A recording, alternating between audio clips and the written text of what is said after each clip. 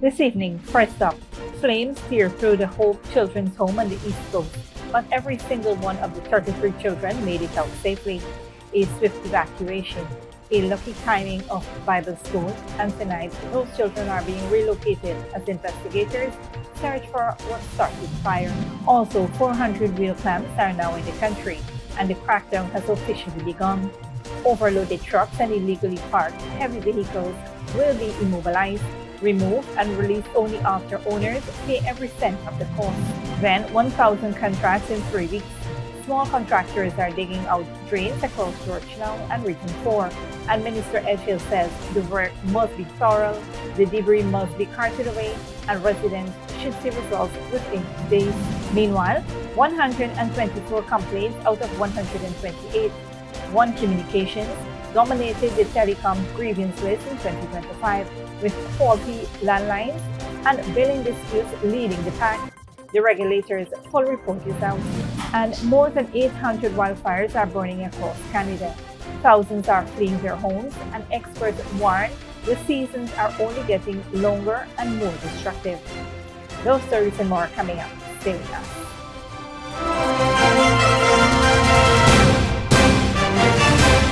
Welcome to this broadcast of Channel 2's Headline News Update for July 17th, 2026. I'm Bibi Bacchus. Thank you for joining us. First up, a frightening blaze at the Hope Children's Home on the east coast of the Marara sparked an urgent evacuation earlier today, but a swift response ensured that all 33 children living at the facility escaped safely. The Ministry of Human Services and Social Security, in a very timely press release, has confirmed that no child was injured after the blaze broke out at the children's home, reportedly starting in the boys' dormitory. At the time of the incident, the children were participating in vacation Bible school activities being held in the church building on the compound. As smoke and flames spread, the children were quickly evacuated and taken to a safe location on the dam, where officials accounted for everyone. The group consisted of 18 boys and 15 girls. The Child Care and Protection Agency, together with officials and the ministry, from the ministry, has since begun arrangements to relocate the children to state care facilities, where they will continue to receive supervision, support, and protection. The cause of the fire remains unknown, and authorities are expected to investigate the circumstances surrounding the incident. The ministry says it will continue to monitor the situation while prioritizing the safety and well-being of all affected children. On a different note, the Ministry of Public Works has handed over 400 heavy-duty vehicle clamps to the Ghana Police Force as part of a nationwide enforcement drive targeting overloaded trucks and illegally parked heavy-duty vehicles on the country's roadways. Minister of Public Works Bishop Edghill announced the development during a live broadcast on the ministry's official Facebook page, confirming that the procurement of the clamps had been completed and the equipment is now in the country. He warned that stricter enforcement measures previously promised by the government are now in effect. Trucks who are carrying more than the 15 tons per axle, in keeping with the regulations that have been made, you'll be clamped and detained, and we will be moving to charges. Trailers, heavy-duty equipment that is being parked on road shoulders and in roadways that pose great risk to motorists, both in the day and in the night. You won't be able to get back those vehicles because we will clamp them, we will press charges, and where we need to remove, we will remove them. And in keeping with the Roads Act, you will only be able to get it back when you pay every dollar what it costs us to move it, to transport it, and when you honor your obligation to the state, then you will get it back. In line with the Roads Act, vehicle owners will be required to fully reimburse the government for the cost of removing and storing their vehicles before they can be released. Officials say the initiative is critical to preserving public safety, noting that illegally parked machinery and overloaded trucks are leading causes of severe, often fatal accidents, particularly at night. Overloaded vehicles also significantly increase stopping distances and raise the risk of mechanical or braking failure. The ministry added that the crackdown is also aimed at protecting the country's ongoing multi-billion-dollar investment in road infrastructure as overloaded trucks accelerate wear and tear, leading to premature potholes and structural damage to newly built roads. The ministry is urging members of the public to assist by reporting illegally parked heavy machinery, dumped vehicles, or suspected overweight operations to its hotline at 624-2964 or to their nearest Ghana Police Force Traffic Department as part of a collective effort to build a safer transport network. The Ministry of Public Works has awarded approximately 1,000 fixed-rate contracts over the past 3 weeks under its small contractor model, mobilizing local contractors to carry out drainage works across communities in Region 4, particularly in Georgetown. Minister of Public Works Bishop Edghill disclosed the initiative during a live broadcast on the ministry's Facebook page, addressing public concerns about the quality of work being done. He outlined the scope of each contract, stressing the ministry's strict monitoring and inspection standards. According to the minister, contractors are required to distill drains by removing all silt, soot, and vegetation debris, either manually or by machine, including clearing under bridges and cleaning culverts, as directed by engineers. He was firm that the contracts go beyond superficial cleanup work. Let me make it clear. These contracts are not for people just to come and weed the road edge, dip out a couple buckets of slush, and move on. This is not going to be a fast and nasty operation. And the reason why I'm educating the public is because this exercise, you are the beneficiaries. The citizens of Georgetown are the beneficiaries. We have the weather. It's a good time for us to do the desilting, and it must be done properly. The minister stressed that all removed debris must be loaded onto trucks and carted away, not simply dumped on road shoulders.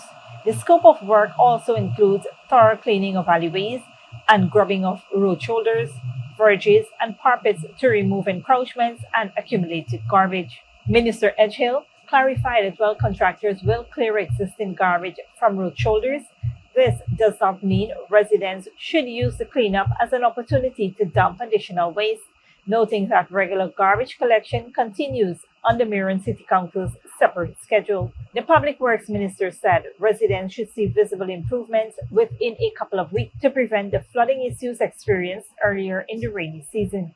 Residents are encouraged to report any concerns about the drainage works or other related matters to the Ministry of Public Works hotline at 624-2964. This initiative forms part of the government's broader vision to transform Georgetown into a modern, resilient, and well-connected garden city.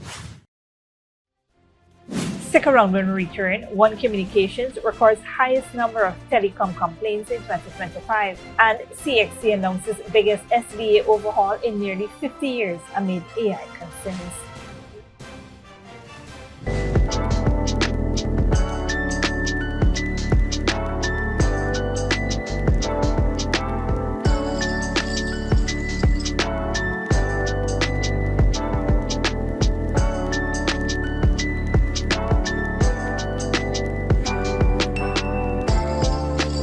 H&T Theater Arts Group presents Till I Find a Place in Guyana, Part 3. She's back. First, it was the Spanish Connection. I'm pregnant for the same man you say can get you pregnant. Yes, you are buying as a friend. Then it was the Spanish baby. Listen, I still want for that with you, okay? And I say first come, first serve. And I said first come, first go. Now this.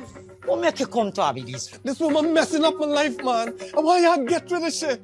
We go fix shit for you.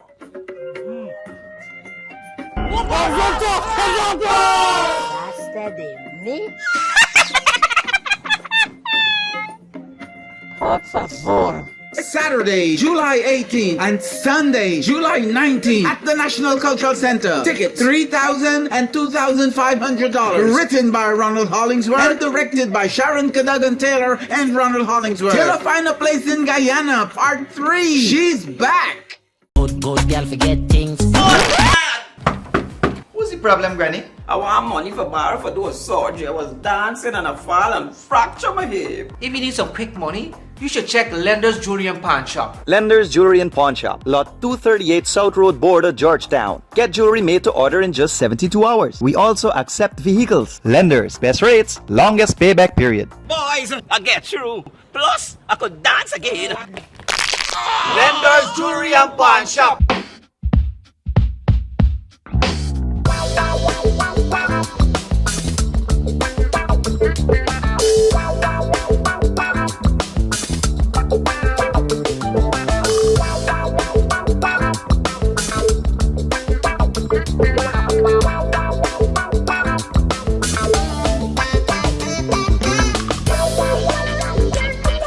GECOM will be conducting a claims and objections exercise commencing January 5, 2026 to produce an official list of electors, OLE, if you will be 18 years or older by December 31, 2025, and you're a Guyanese citizen by birth, descent, or naturalization, or a citizen from a Commonwealth country living in Guyana for 1 year or more, you are eligible for inclusion in the OLE. GECOM will be posting the preliminary list of electors, PLE, in all of the registration divisions across Guyana for you to check if you are listed, and if so, whether your particulars are accurate. You can make a claim for registration, change or correction to your particulars, or you can object to the inclusion of anyone who you believe should not be on the list. If you are desirous of making a claim or objection, you must visit the GECOM registration office responsible for your area of residence to do so. Visit the GECOM registration office responsible for your area of residence to conduct any of the above transactions.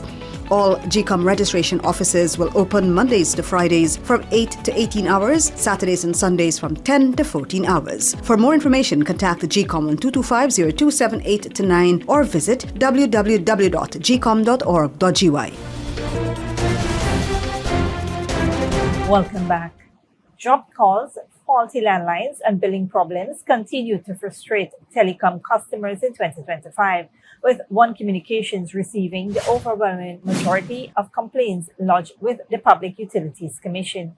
One Communications, formerly known as GT&T, accounted for 124 of the 128 telecommunications complaints received by the Public Utilities Commission in 2025, making it the provider with the highest number of customer complaints. According to the Public Utilities Commission's annual report, Digicel received 3 complaints, while ENET received 1. Most of the complaints against One Communications involved faulty services, particularly problems with landline and internet connections operating on the older copper wire network. Billing disputes were the second most common issue. Despite the complaints, the Commission said it successfully resolved 93% of all telecommunications cases reported during the year. The Public Utilities Commission also noted that while telecom providers generally met service quality standards, some companies failed to submit required performance reports on time, making it more difficult for the regulators to verify their compliance. On a positive note, the report highlighted improvements in network performance, including reliable call connection, satisfactory billing services, and the ongoing replacement of outdated copper-based networks with faster fiber optic technology. The Commission said this upgrade is expected to provide customers with better internet and telephone services in the future. In other news, Caribbean students will soon face a dramatically different path to earn their CXC qualifications as the Caribbean Examinations Council announces the most significant restructuring of its school-based assessment, SBA, in nearly half a century, a direct response to growing concerns over students using artificial intelligence to complete their coursework. CXC Director of Operations, Dr. Nicole Manning, said the widespread use of generative AI have made it increasingly difficult to verify whether submitted SBA projects genuinely reflect a student's own work, warning that this uncertainty threatens the credibility of CXC qualifications. After extensive consultation across 21 territories with teachers, principals, curriculum officers, local registrars, and ministries of education, and with the approval of our governing bodies, CXC has approved a reformed SBA framework. Here is what this means in practice.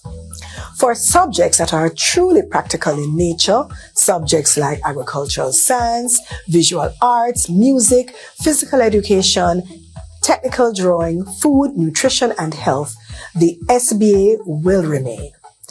These are subjects where hands-on project-based assessment still gives us something that an examination room cannot replicate. And for this reason, we will retain those SBAs and strengthen how they are moderated.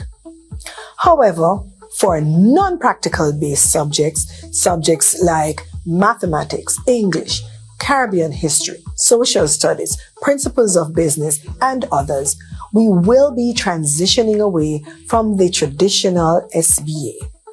In its place, candidates will be required to sit a Paper 3-2, the current alternative assessment conducted under examination conditions, but with important and considered adjustments. To preserve elements of research and critical thinking, CXC has built in several adjustments. Students will receive their exam topics roughly a month in advance, be given additional time to complete the assessment, and be permitted to bring prepared reference notes into the exam room. The reform follows an extensive consultation process across 21 Caribbean states and territories. CXC did not take these reform decisions unilaterally. We surveyed close to 2,400 educators across the region. Of these, 77% indicated support for this reform in CSEC and 76% in CAPE. The Caribbean education system has spoken, and CXC has listened and continues to listen. Implementation begins with CAPE examinations in the May-June 2027 sitting, when the transition to paper 032 becomes mandatory. CSEC candidates will have the choice between the traditional SBA and paper 032 in 2027, before paper 032 becomes fully mandatory in 2028. Dr. Manning urged students and educators to see the changes as more than an anti-cheating measure, stating integrity is not about whether a machine can detect what you did. It is about who you choose to be. Don't go away after the break. Suriname arrests 14 Chinese nationals after armed group footage sparked security concerns, and Trump's election allegation. U.S. President accuses China of interference. H&T Theater Arts Group presents Till I Find a Place in Guyana, Part 3. She's back. First, it was the Spanish connection. I'm pregnant for the same man you say can't get you pregnant. Yes, you are buying as a friend. Then it was the Spanish baby. Listen, I still want for that with you, okay? And I say first come, first serve. And I said first come, first go. Now then. What make you come to this? This woman messing up my life, man. And why y'all get rid of shit? We go fix shit for you.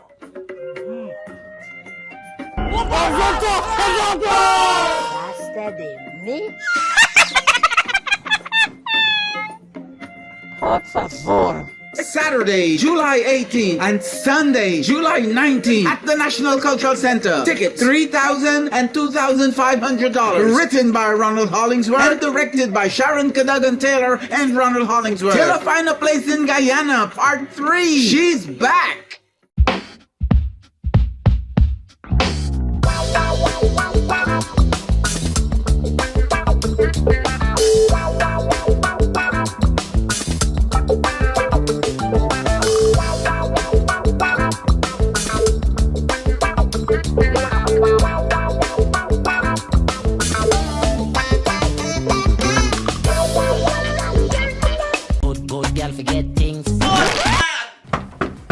Problem, Granny? I want money for borrow for those surgery. I was dancing and I fall and fracture my hip. If you need some quick money, you should check Lender's Jewelry and Pawn Shop. Lender's Jewelry and Pawn Shop, lot 238 South Road Border, Georgetown. Get jewelry made to order in just 72 hours. We also accept vehicles. Lenders, best rates, longest payback period. Boys, I get through. Plus, I could dance again. Lender's Jewelry and Pawn Shop. GECOM will be conducting a claims and objections exercise commencing July 1, 2026 to produce an official list of electors, OLE. If you will be 18 years or older by June 30, 2026, and you are a Guyanese citizen by birth, descent, or naturalization, or a citizen from a Commonwealth country living in Guyana for 1 year or more, you are eligible for inclusion in the OLE. GECOM has posted the preliminary list of electors, PLE, in all the registration divisions across Guyana for you to check whether you are listed, and if so, whether your particulars are accurate. If you have changed your address since you were registered, you need to visit the GECOM registration office responsible for your new area of residence to apply for a transfer. Tuesday, July 14, 2026 is the last day you can apply for a transfer during this exercise. For more information, contact the GECOM on 225-0278-9 or visit www.gecom.org.gy.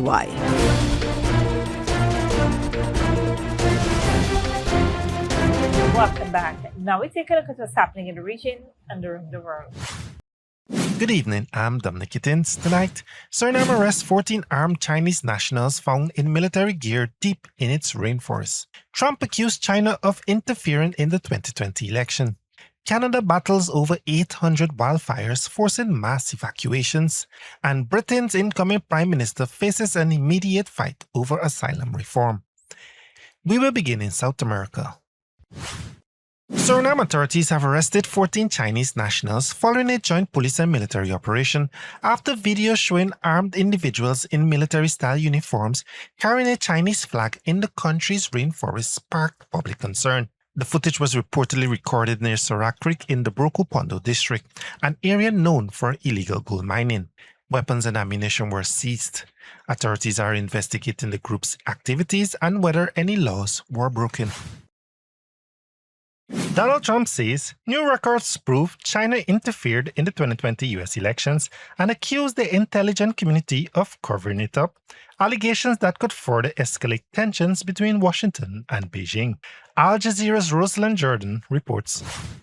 Good evening. Donald Trump took his campaign against voter fraud to U.S. television Thursday night, unveiling records the president says prove China interfered in the 2020 presidential elections and undermined his first term in office.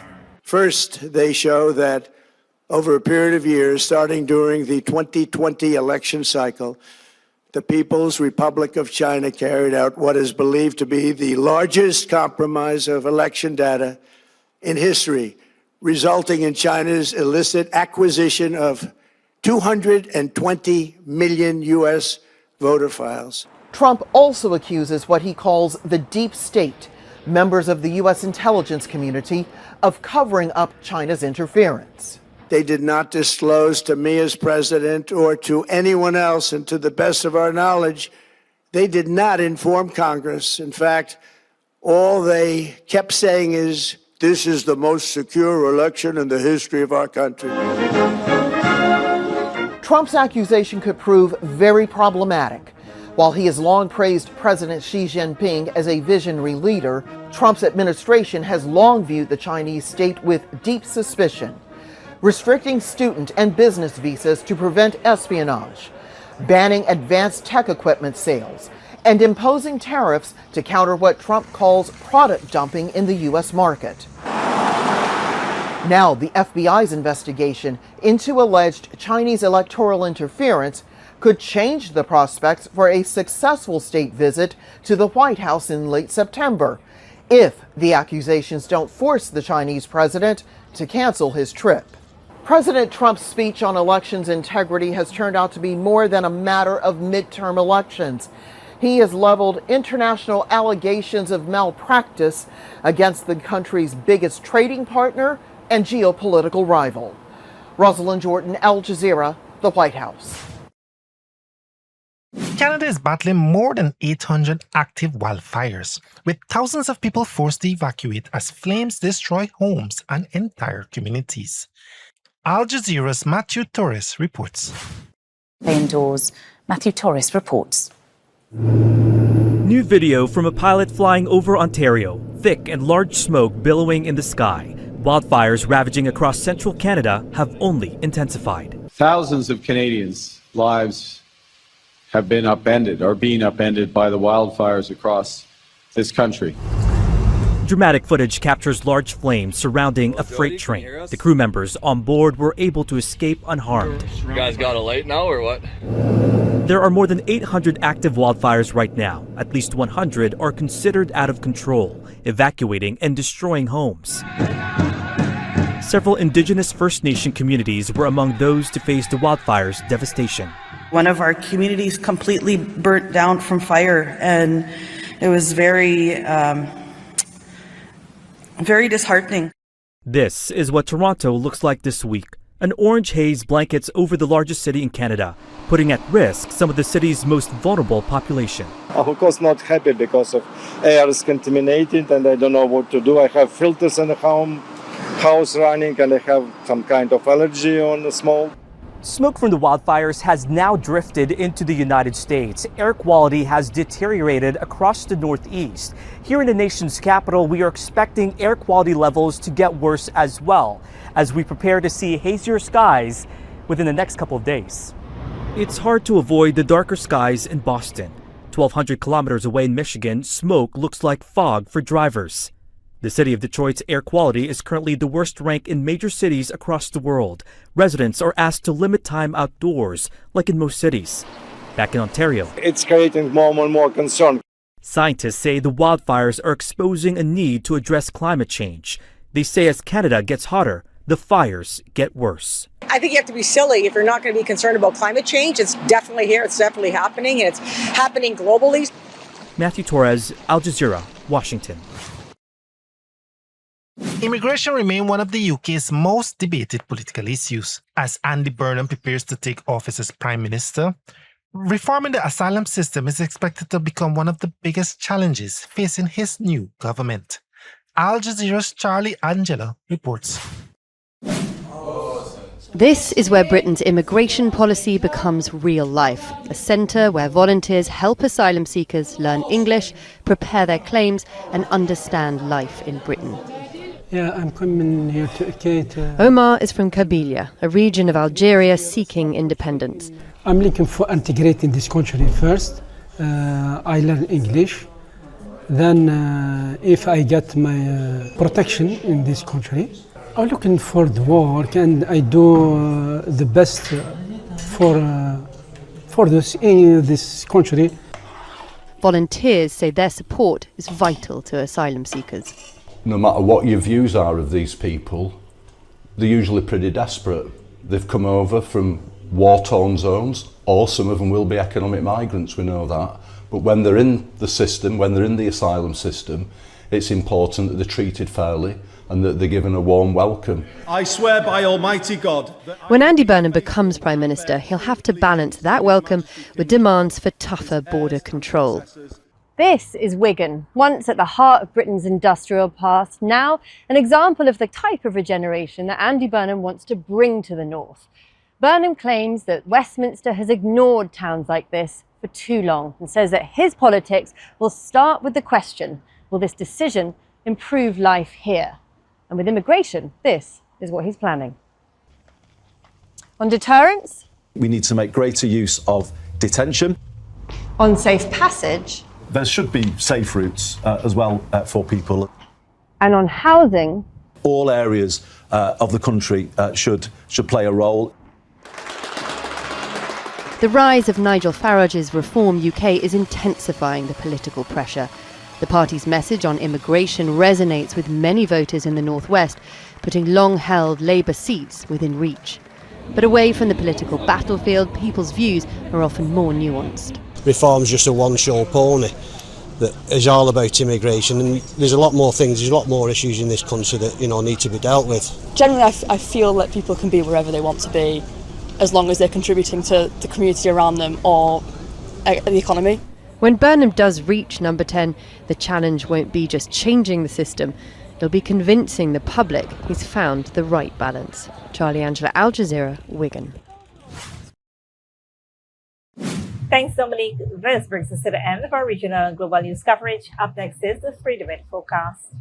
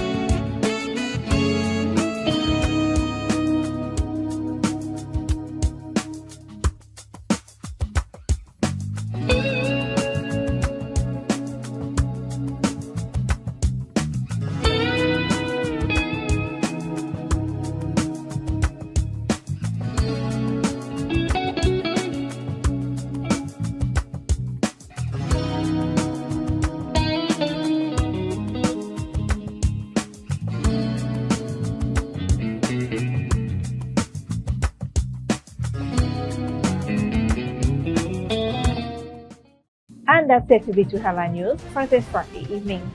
As we take our leave, we invite you to follow us on Facebook and YouTube. We will be off for the weekend, but you can tune in on Monday 7 p.m. for more news. Until then, please take care of yourselves and each other and do have a wonderful weekend.